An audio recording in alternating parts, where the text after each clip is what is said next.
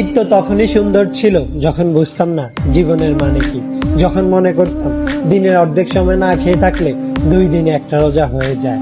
ঈদ তো তখনই সুন্দর ছিল যখন রোজা না রেখেও সবার আগে ইফতার টেবিলের সামনে হাজির হতাম আর সবার আগে ইফতারি খাওয়া শুরু করতাম।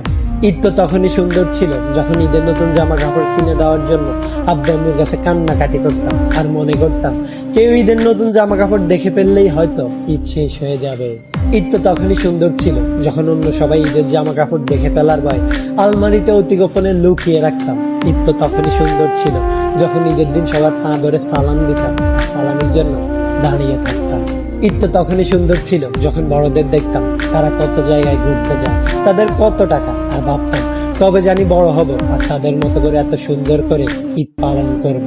হ্যাঁ, আজ বড় হয়েছে ঠিকই, পকেট ভর্তি আজ অনেক টাকা। ঈদ আজ ঠিকই আছে, কিন্তু হারিয়ে গেছে ছোটবেলায় কাটানো ঈদের সেই আনন্দময় মুহূর্তগুলো। সত্যি অনেক বেশি মিস করি ছোটবেলায় কাটানো ঈদটাকে, যেটা চাইলে কখনো ফিরে পাওয়া সম্ভব নয়।